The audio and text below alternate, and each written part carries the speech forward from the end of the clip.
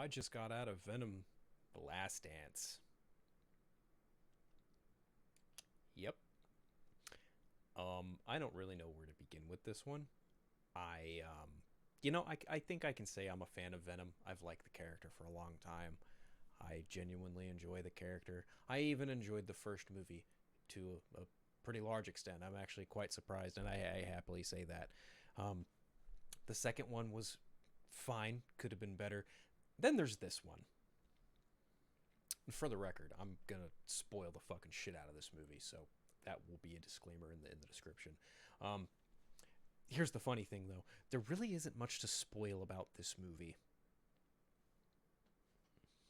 Okay, so pros, right? Like, no, you get another movie with Tom Hardy as Venom, with Venom, and it's like a buddy movie. They're on the run, based on events from the previous movie. Um, the dynamic between the two is great. It's always great. It's always been great. It's been a highlight of the entire franchise. That was definitely something I enjoyed. Chiwetel Ejiofor is an actor I also enjoy, and he was, he did what he needed to do in this movie. He was solid. Juno Temple was also good. Like, I don't think I have a problem with the cast. I think my problems lie with where the story was and what kind of story they decided to tell. And the funny thing about this film, and more specifically the Venom franchise, is like there are a handful of superhero trilogies you get that are often sometimes directed by the same person. You've got the Spider-Man trilogy from Sam Raimi. You've got Zack Snyder's infamous Superman trilogy with, Man of Steel, BVS, and Zack Snyder's Justice League. And then, you've got other stuff like, the Captain America movies. The first one was directed by Joe Johnston. The other two were directed by the Russo brothers. Like the Deadpool movies, you had Tim Miller, David Leitch, and then Sean Levy. And then, yeah, and Iron Man, 1 and 2 were done by Jon Favreau, and this was done by the third one was done by Shane Black. This movie was okay. So the first Venom film was Ruben Fleischer, who did Zombieland. The second one was directed by Andy Serkis. This one was directed by the writer of the entire trilogy, Kelly Marcel. I don't think her direction was bad. I don't necessarily think anything about the overall cinematography, which this movie was also shot by Fabian Wagner. That was great. Like, it looked good. It looked really good for, the Venom movies, and the lower the budget. And I'm genuinely, kind of surprised by that, considering how low the budgets are. But it also kind of proves the point: you don't need a $200 million comic book movie to make it look good. And again, I think inherently a lot of my stuff kind of really lands with like the story they decided to tell more than anything, and even just some continuity fibs that I had. Like the opening of the movie shows Eddie get pulled out of the MCU and into the Sony Marvel verse, but it's different than the way it happened at the end of No Way Home. Surprise. That didn't really add up. I was like, well, this doesn't really make any sense. Um, I guess my biggest nitpick of this all is like the story just felt extremely lackluster. It was an on the run film, like I mentioned earlier. Like Eddie and Venom are on the run because of things that happened in the last film. Um, I would also even say that some other characters were completely underutilized, like Peter Mulligan's character. He was just kind of there, and his role served as nothing but exposition dumping, and he turned into a symbiote for a hot minute, and then that symbiote died. So basically, the plot of the movie is Null senses that Venom is the key to unlocking him from Clintar and breaking him free. So he sends these giant rabid alien monsters known as xenophages after Venom, and he only sends one. That's the thing. You see a whole bunch of them in the beginning of the movie, but you only really see one. And then by the third act, like 3 or 4 more show up, but they only fight two. It's really bad. Like the continuity this film even has in and of itself is kind of clunky. It's not really well executed, but you just kind of move Venom from one set piece to the next, and there are some really solid action sequences in it. And there's also just certain things in this film that I'm just like kind of scratching my head at. Like, for instance, Eddie's on the run in Mexico, and for some reason there are cameras around in Mexico, even though it looks like a really dingy, poor part of Mexico, but they have camera feeds that link up to the United States government in Mexico. And then again in Las Vegas, it's the same kind of looking camera too. Honestly, it might even just be a repurposed shot with a different background to it. I wasn't 100% sure. But yeah, apparently the United States has a video feed into not only Mexico but also Las Vegas. Um, the film does have a dance number, a single dance number with Mrs. Chen. She comes back in this film. They meet up in Vegas. Honestly, like, the more I think about it, the less impressed I am by it. And like, I don't know. I don't really know what else I can add to it other than jumping to the third act. Like, I guess, the funny thing is like Juno Temple's character, who oh damn, what is her name? I don't even remember, and I just walked out of the movie.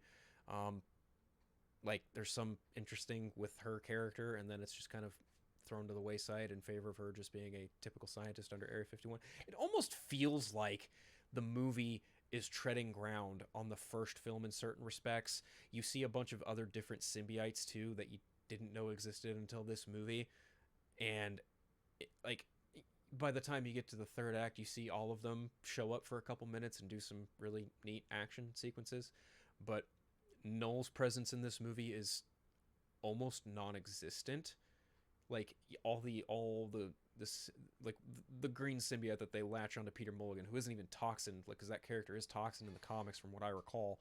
But like, he, again, like, just straight up exposition dumping, and he's just like, yeah, Noel's found our world and he's going to come and destroy everything. Like, they make Noel to be this big bad villain, but then they ultimately don't really do much of anything to show you why. He just kind of sends these monsters after Venom to get what is referred to as the codex that Venom has, and the only way to achieve a codex is apparently only by a host and a symbiote merging together completely after the host dies and the symbiote saves it, which is like, that's certainly a stretch, I suppose.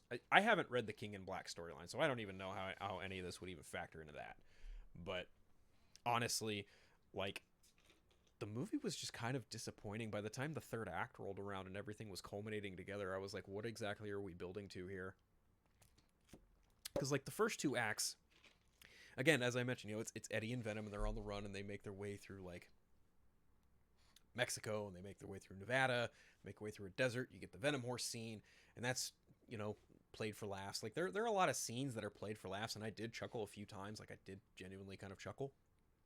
And then at some point, Eddie comes into contact with Rice Ifan's character, and he's like a hippie with a family rolling down the road trying to get to Area 51 to see possible alien life.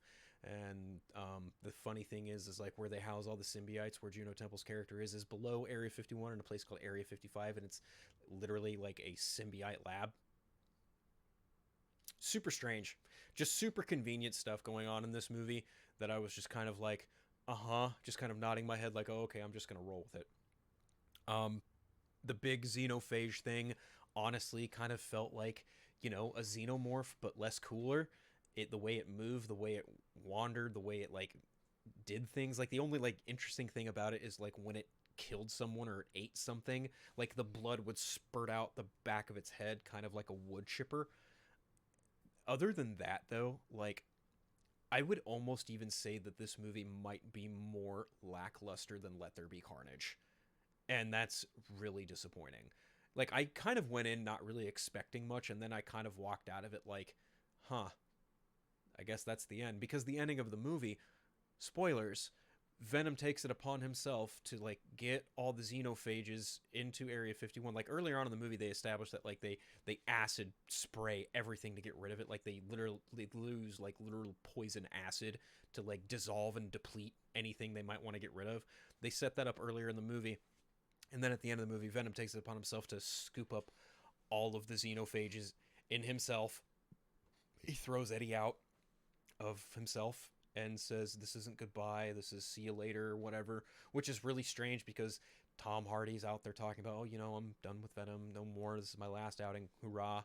And like, there's even a point in the movie where they still have a little bit of the Venom symbiote left over anyway, so it's kind of an open-ended question of whether or not Venom could or will return.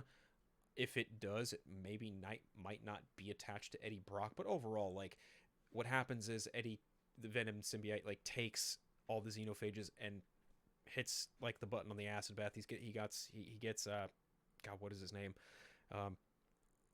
Rex something, that's who Chiwetel Ejiofor is playing, and like they just dissolve and destroy all of the xenophages, and then finally there's an explosion and everything's gone and Venom's dead. And then there's like a point earlier on in the movie where Venom's like, oh, I want to go to New York, I want to go to New York, I want to see the Statue of Liberty. Well, by the end of the movie, Eddie goes to the Statue of Liberty and basically reminisces, and you get a bunch of stock footage from the previous two movies of like them being together, and he's like, yeah, I'll miss you, buddy, blah blah blah blah. And then like, yeah, that's it. That's how Venom Let There Be Carnage ended. Like it really does kind of amount to a big third act CGI mishmash giant fight with an explosion, and it's really just noisy. It's again like I was actually kind of disappointed, and like the fact that Null didn't even appear in front of Venom in any capacity was just like, well, okay, I guess he's gonna show up in another movie. It almost felt like we did this as a setup but also as a send-off, and I'm just like, but why why not just go whole hog and have him be the antagonist for a movie? But I don't know. Sony always says they have plans for something, and then those plans end up falling through anyway. I don't exactly know what they're teasing here. And there are two post-credit scenes, one of which is Null, and he like makes this vow as the King of Black, and he like, you know, shows his face for once. And also, spoilers, this is the second time, or no, I guess it wouldn't be the second time, but it's for sure Andy Serkis. Like Andy Serkis is voicing Null, and I was like, oh, that's cool. Just kind of shrugged. I was like, okay, cool. And then the second post-credit scene was the kid that was bartending, both in the MCU and in this version, like because they're playing like parallel versions of the same character, and he like runs out of the busted lab, and like you see the cracked vial in which the little bit of the Venom symbiote was in, and it's not in there. So it's like, oh, okay, well there is a little bit of Venom running around somewhere. That's it. No ties to Spider-Man. Guess all those rumors of Spider-Man 4 being titled King in Black are probably going to wind up being bullshit, if I had to guess. Um, Honestly, like I said, like I would actually safely say that my order of entertainment when it comes to the Venom trilogy is the exact order in which these movies were released. I really like the first one. Let There Be Carnage is cool. It's got its moments, but it's also very flawed. This one is just it's almost like they had no idea how to really wrap this story up and give Tom Hardy a satisfying farewell, but also trying to find a really sly way to keep the Venom symbiote around and also introduce Null. It was just like, did we just write a bunch of stuff on sticky notes and slap them together in a script form, and this is what we came up with? I mean, hey, no knock to anyone who worked on the movie, you know, cast, crew, editors, gaffers, the hardworking people making this movie. Like, no knock to anyone, but like seriously, I do think that maybe the script and the story could have used a bit of another set of eyes going like, are we really doing this? And they kind of did. And like it was cool to see all the symbiotes fight the xenophages like that. Again, that was cool, but like, again, it's like a really even mixed bag for me in terms of stuff I did like and stuff I didn't like, where I was just kind of left going, definitely not the worst film I've seen all year. That probably lends itself to either Borderlands, maybe Madam Web, but I would actually lean more towards Borderlands personally. But this was easily just like, it was kind of disappointing. Like I genuinely kind of like Venom. I wish honestly that maybe they would have done something that where, you know, you left it where Tom Hardy and Venom like go off into a different universe or something. Like I don't know, but even at the beginning of the movie, Venom's like, oh, I'm tired of the multiverse shit, and it's like, oh, okay, we get it. That joke was honestly better executed in Deadpool and Wolverine, but hey, you know, they were probably making the movie around the same time, so who honestly could have guessed that they would have had a similar joke in both movies? I don't know. Honestly, like, again, like the ranking in which I rank this trilogy is literally in order of release: Venom, Venom Let There Be Carnage, Venom The Last Dance. Overall, it's fine. I don't know how well it's going to do this weekend. If it does do well, more power to it. But I don't think I need to watch this again anytime soon. I would much prefer the first one, if I'm being brutally honest. I think the first one is probably the best of the three. But then again, is that bar really that high?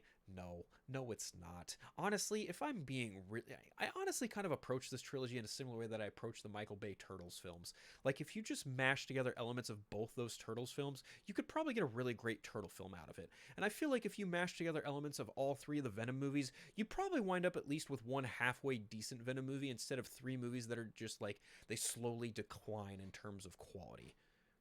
Because honestly, like, the first two films were like, oh, let's just do symbiote versus symbiote. And then the second one had the novelty of, oh, we're finally doing Venom versus Carnage. And then the third one was like, well, how exactly do we do something different, but also have it be a send off? Oh, let's just do Null. Awesome. That's about all I got. I don't really know what else I could really say about this movie. It's, again, like, the chemistry between Eddie Brock and Venom is honestly the draw here. Everything outside of that is kind of like, hit miss. Like, take it or leave it. You either kind of jive with it and you follow through with it, or you don't follow at all and you're just listening to a bunch of noise and effects happen on screen. It's disappointing. Like, I would say The Last Dance is probably one of the more disappointing movies I've watched this year. But, let me know what you think in the comments section. Let me know if you've liked the movie or not. I mean, maybe there's something you saw in it that I didn't. But, there were, like I said, there were moments in it that I did enjoy. There were moments of endearing heroism there, even though Venom isn't necessarily a hero. He's more of, as they said, the lethal protector, which honestly would have made a better title than The Last Dance, honestly. But, yeah, I thought it was fine. It's not great. It's not terrible. But it's definitely not as good as the first two movies. But let me know what you think. Hit that like and subscribe button. Really appreciate it. Much love. Take care.